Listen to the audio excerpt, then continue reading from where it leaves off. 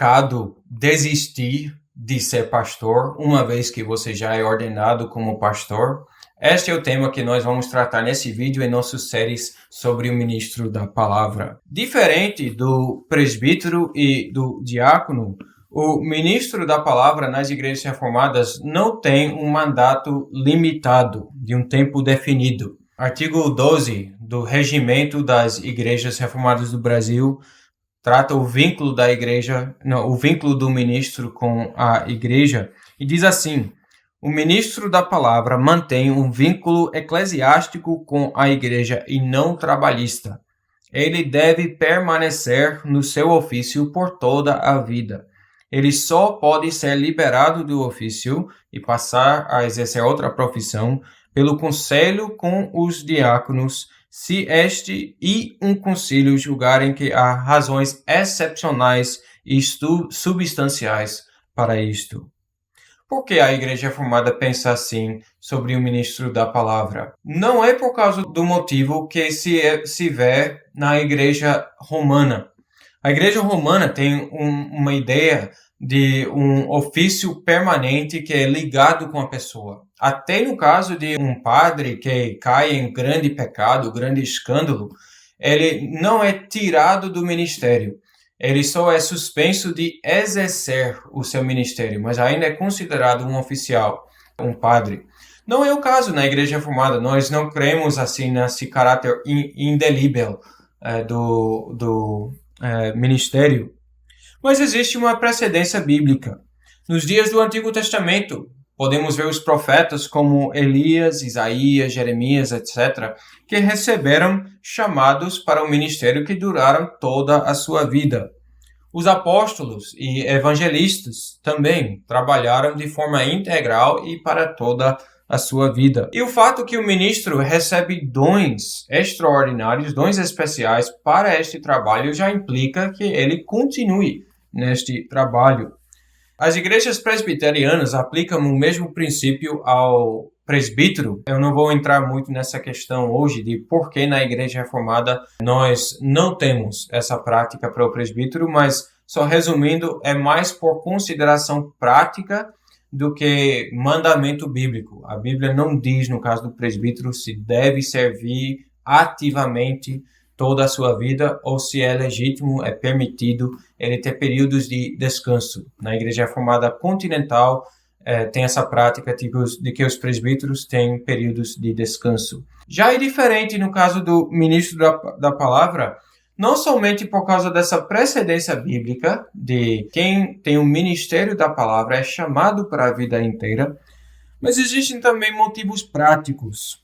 Pensa no nível de investimento que se envolve no treinamento do ministro da palavra. Seria sem sentido ele ir para o seminário, investir anos de sua vida em preparação para o ministério para servir apenas um mandato. Isso já implica uma vocação permanente. Seria até injusto exigir tanto treinamento e depois ele ficar sempre sujeito a um mandato definido. O seminarista, então, antecipa uma vida inteira dedicada ao trabalho, a não ser que ele seja desqualificado por causa de pecado. Agora, é possível o ministro da palavra enfrentar situações que o impossibilitam de exercer o ministério.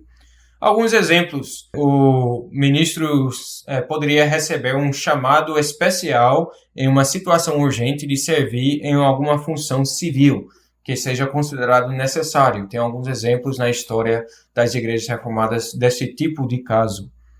Ou o ministro pode ser tristemente desvinculado, conforme artigo 11. Nós falamos sobre isso em um vídeo anterior. E assim, ele sendo desvinculado da sua igreja local, passando tempo não recebendo outro chamado, ele acaba não tendo mais o seu ofício de pastor. Então, como falei, diferente da Igreja Romana, nós não consideramos o ministério algo que é permanentemente, necessariamente ligado à pessoa do ministro. É um ofício, uma responsabilidade dada por Deus. O ministro também pode, em alguns casos, perceber com a experiência que ele realmente falta os dons necessários. Ele sempre enfrenta essa falta de dons. A igreja reconhece a mesma coisa e por isso que o regimento das igrejas reformadas reconhece que existem circunstâncias bem excepcionais que envolvem até consulta com o concílio, com a Assembleia Maior para julgar o caso. Conheço casos que o ministro da palavra sofre grandes perturbações espirituais, dúvidas sobre sua vocação que chegam a impossibilitar a continuação no seu serviço.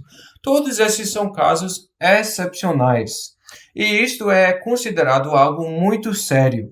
Precisa, por isso, a aprovação de uma Assembleia Maior, de mais presbíteros, mais pastores, para julgar tal caso. O pastor não tem o direito de simplesmente renegar seu ofício, de renunciar seu ofício. Isso é considerado um abandono do ofício. Ele tem um chamado por Deus, tem um chamado da igreja para continuar no serviço, a não ser que seja legitimamente desvinculado.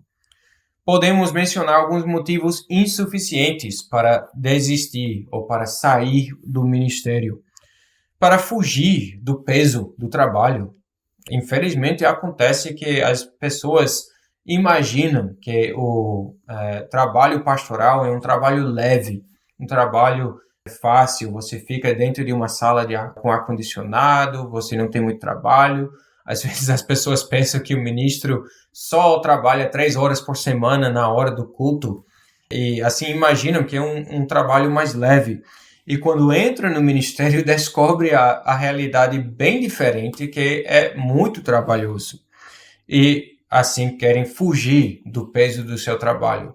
Não, uma vez que você foi legitimamente ordenado, você não pode renegar o seu ofício. Muito menos deveria abandonar o ofício por causa de conflitos, por causa de pecados. Se existem conflitos no conselho ou na igreja, o pastor, junto com a igreja, junto com o conselho, tem que tratar os pecados que estão por trás. Não pode fugir, na linguagem popular, chutar o balde e simplesmente abandonar a sua igreja para assim desprezar a igreja que o chamou. Não deveria fugir do ministério ou desistir do ministério porque uma outra oportunidade de se enriquecer apareceu e você, desejando os bens deste mundo, abandona o ministério e busca uma carreira secular que oferece mais prosperidade financeira. Isto seria uma traição ao chamado que Deus lhe deu para servir a sua igreja. Entrando no ministério, você deveria entender que você vai passar muitas oportunidades de se enriquecer, você vai passar por essas coisas para servir no reino de Deus. Como nós vimos no vídeo anterior, o ministério é uma vida simples. Não deveria ser uma vida pobre, mas é uma vida simples, modesta. E outro motivo insuficiente de sair é fugindo de lidar biblicamente com pecados. Se você caiu em pecado, você não deveria fugir de um tratamento bíblico. Existe a possibilidade de deposição de um ministro da palavra. Existe um artigo em nosso regimento que trata de como isso deve ser feito. E às vezes acontece que um ministro caindo em pecado, querendo fugir de uma deposição, já renuncia seu ministério. Isso não é legítimo. Isso não é correto. Você tem uma obrigação. Deve esperar a igreja julgar o caso e assim também demonstrar para a igreja, mesmo sendo deposto, a seriedade da situação. Vamos pensar, por exemplo, um ministro cai em adultério e ele se arrepende do coração, ele reconhece seu pecado. Provavelmente, mesmo assim, ele vai sair deposto, ele vai sair do ministério. Mas ele deveria, assim, dar honra a Cristo, dar honra a Deus, sofrendo essa deposição, confessando publicamente seu pecado e dizendo: eu não sou qualificado para servir no ministério. Dê glória ao Senhor e sirva assim como membro na igreja, pelo menos restaurado a comunhão. Se tal pastor abandona seu ministério, ele agrava seu pecado, ele aumenta outro pecado e deve ser disciplinado pela igreja não somente pelo pecado que ele cometeu, que levou à deposição, mas ainda mais pelo pecado do abandono. Existem outras formas de encerrar um ministério. Tem questões de idade. Nesse caso de idade, nós tratamos de aposentadoria. Nesse caso, o ministro permanece com o ofício de ministro da palavra, o que também permite que ele continue pregando, administrando os sacramentos, mas ele não tem o mesmo chamado de servir aquela igreja na mesma capacidade de antes. No Regimento das Igrejas Reformadas do Brasil, é artigo 10, que trata como nós praticamos a aposentadoria dos nossos pastores. Nós já vimos questões de deposição ou suspensão e nós já tratamos também artigo 11, um caso de desvinculação por causa de uma ruptura tão severa no relacionamento que é julgado melhor que o pastor saísse da igreja local e buscasse outro chamado. Assim, nós vemos o princípio bíblico de que o ministro é chamado para servir por toda a sua vida. Isso deve ser a alegria do ministro da palavra. Ele se dedica integralmente a servir a igreja de Cristo e a igreja de Cristo também o recebe como seu pastor dedicado ao trabalho. Eles podem ter a confiança. Nosso pastor não se interessa em bens materiais. Nosso pastor não está aqui para se enriquecer, está aqui para servir e está aqui para o longo prazo.